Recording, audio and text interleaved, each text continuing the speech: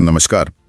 आज हम हेमवती नंदन बहुगुणा गढ़वाल विश्वविद्यालय मतलब HNBGU में जो गेस्ट फैकल्टी की भर्ती निकली है 2025-26 सेशन के लिए, उस पर थोड़ी गहराई से बात कर रहे हैं।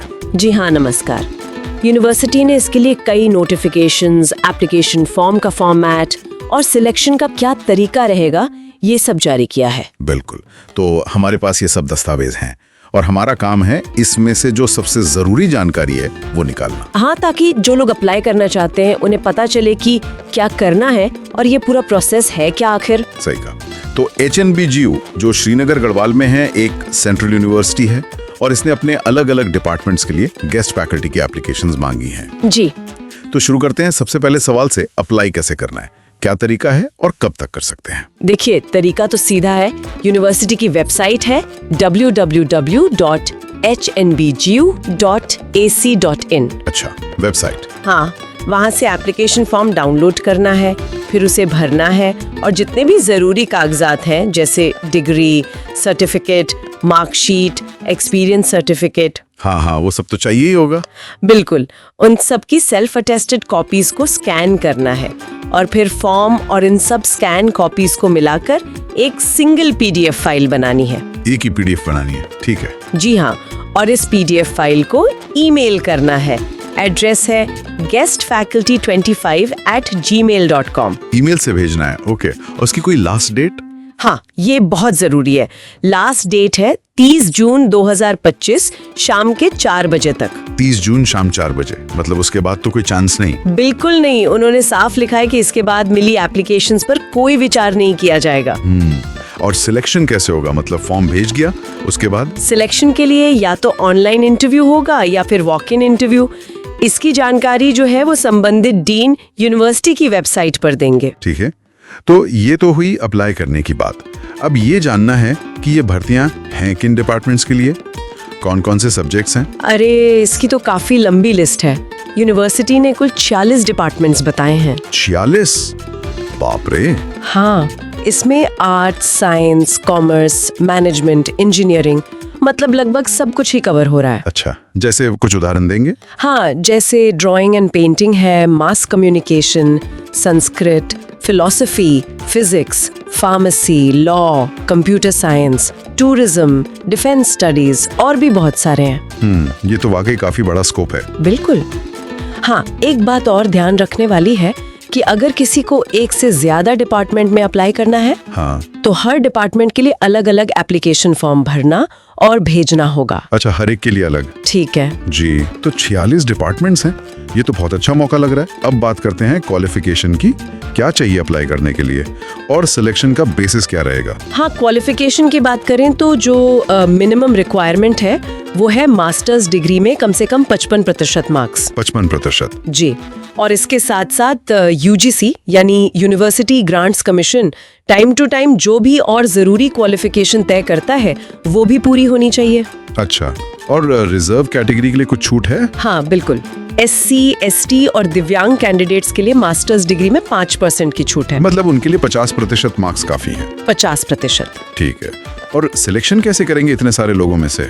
उसके लिए उन्होंने एक स्कोरिंग सिस्टम बताया है, मार्क्स के आधार पर। स्कोरिंग सिस्टम कैसा? देखिए, ग्रेजुएशन यानी UG के मार्क्स के लिए 20% वेटेज है, पोस्ट ग्रेजुएशन यानी PG के लिए 30%। PG का ज्यादा है UG से? हाँ। अच्छा जी, फिर PhD के लिए 10 मार्क्स हैं, नेट या एस्लेट सेट के लिए भी 10 मार्क्स हैं।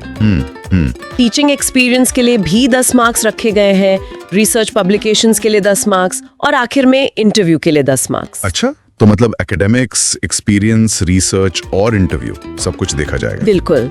कुमाऊं, उत्तराखंड की सबसे तेजी से उभरती रोजगार समाचार सेवा में आपका स्वागत है। सभी तरह की प्राइवेट और गवर्नमेंट जॉब्स के अपडेट्स पाने के लिए हमें सब्सक्राइब करें और हमारी वेबसाइट rozgarforyou.com पर विजिट करते रहें। हम सभी प्रमुख सोशल मीडिया प्लेटफॉर्म्स पर उपलब्ध हैं। सबको मिलाकर मेरिट बनेगी। ये दिलचस्प है कि PG का वेटेज 30%, PhD 10 से ज्यादा रखा है। शायद इसलिए कि ये टीचिंग रोल है और वो भी अस्थायी, तो विषय का ज्ञान ज्यादा जरूरी समझा गया हो। हाँ, ये हो सकता है। बिल्कुल संभव है कि वो टीचिंग एबिलिटी और सब्जेक्ट नॉलेज पर फिलहाल ज्यादा फोकस कर रहे हो। खैर, अब आते हैं सबसे जरूरी बात पर। ये जो नियुक्ति है, इसकी शर्तें क्या हैं? क्या ये परमानेंट जॉब है और सैलरी वगैरह क्या मिलेगी? हाँ, ये जानना बहुत ही जरूरी है। देखिए, ये जो अपॉइंटमेंट है ये पूरी तरह से टेम्परेरी है। टेम्परेरी? अच्छा, मतलब परमानेंट नहीं है? नहीं, बिल्कुल नहीं। ये सिर्फ एकेडमिक सेशन 2025-26 के लिए है, वो भी या तो 44 वर्किंग डेज के बेसिस पर या फिर जब तक उस पोस्ट पर कोई रेगुलर टीचर नहीं आ जाता। जो भी पहले हो जाए। हाँ, जो भी पहले हो जाए। और यूनिवर्सिटी अपॉइंटमेंट ऑफर कभी भी वापस ले सकती है। ओ, 44 दिन या रेगुलर अपॉइंटमेंट तक। ये तो थोड़ी अनिश्चितता वाली बात हो गई। मतलब प्लानिंग कैसे होगी? हाँ, ये बात तो है। कैंडिडेट्स और डिपार्टमेंट्स दोनों के लिए सेशन के बीच में ये थोड़ी मुश्किल स्थिति बना सकती है। और सैलरी, पैसे कितने मिलेंगे? अगर कैंडिडेट के पास पीएचडी या नेट क्वालिफिकेशन है तो उन्हें 35,000 रुपए प्रति महीना मिलेगा, कंसोलिडेटेड। 35,000 महीना? ठीक है। और इंटरव्यू के लिए जाने का कोई खर्चा, टीएडीए? नहीं, वो बिल्कुल नहीं मिलेगा। साफ लिखा है कि इंटरव्यू अटेंड करने के लिए कोई टीएडीए नहीं दिया जाएगा। समझ गया। तो अगर पूरी बात को समेटें, मतलब शॉर्ट में बताएं, तो कैंडिडेट्स को क्या-क्या मुख्य बातें ध्यान में रखनी चाहिए? बिल्कुल, देखिए, मोटी-मोटी बातें ये हैं। HNBGU में गेस्ट फैकल्टी की वैकेंसी है 46 डिपार्टमेंट्स में। हाँ, सेशन 2025-26 के लिए ये पूरी तरह टेम्पररी है। ठीक है। अप्लाई करने के लिए ईमेल से एप्लीकेशन भेजनी है 30 जून शाम 4 बजे तक। ईमेल से 30 जून तक। जी। क्वालिफिकेशन में मेन है मास्टर्स में 55%, रिजर्व्ड के लिए 50% और UGC norms. Okay. Selection scoring system पर बेस्ड है, एकेडमिक्स, एक्सपीरियंस, इंटरव्यू वगैरह।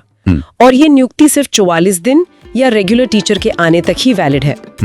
और अगर पीएचडी एनेट है तो सैलरी 35,000 रुपए महीना मिलेगी। बहुत अच्छे से समझाया आपने। ये जानकारी वाकई उन लोगों के लिए बहुत काम की है जो एकेडमिक फील्ड में मौके तलाश रहे हैं, खासकर उत्तराखंड गढ़वाल रीजन में। हाँ, मौका तो है ही, पर एक सवाल मेरे मन में भी आ रहा है। ये जो शर्त है कि 44 दिन या रेगुलर अपॉइंटमेंट तक, हाँ, ये अकादमिक सेशन के बीच में जो टीचिंग होती है उसकी क्वालिटी और कंटिन्यूटी पर कैसा असर डाल सकती है? मतलब क्या इतने छोटे या अनिश्चित समय में पढ़ाने वाले और पढ़ने वाले दोनों के लिए ये ठीक रहता है? ये सोचने वाली बात है। शायद ये अस्थिरता कहीं ना कहीं शिक्षा की गुणवत्ता पर भी असर डालती हो। ये वाकई एक गहरा मुद्दा है जिस पर शायद आगे और विचार करने की जरूरत है। जी बिल्कुल। रोजगार फॉर यूकॉम, आपका भरोसेमंद जॉब पोर्टल। नौकरी ढूंढना अब हुआ पहले से भी आसान। अगर आप सरकारी या प्राइवेट नौकरियों की तलाश में हैं, तो रोजगार फॉर यूकॉम पर पाएं सटीक और विश्वसनीय जानकारी। यहां आपको नए job updates, free job alert और सीधा आवेदन करने की सुविधा मिलेगी। सिर्फ जॉब सीकर्स ही नहीं, बल्कि नियोक्ताओं के लिए भी यह एक बेहतरीन प्लेटफॉर्म है। अगर आप अपनी कंपनी या संस्था के लिए सही उम्मीदवार ढूंढ रहे हैं, तो अपनी जॉब वैकेंसी मुफ्त में पोस्ट करें और योग्य उम्मीदवारों तक सीधी पहुंच बनाएं। हमारी तेज और प्रभावी भर्ती प्रक्रिया से आपका कीमती समय बचेगा और आपको सही टैलेंट मिलेगा। अभी विजिट करें रोजगार फॉर यूकॉम और अपने करियर या भर्ती प्रक्रिया को एक नया आयाम दें। लेटेस्ट जॉब अपडेट्स के लिए हमारे व्हाट्सएप चैनल से जुड़ें और फेसबुक पेज पर हमें फॉलो करें।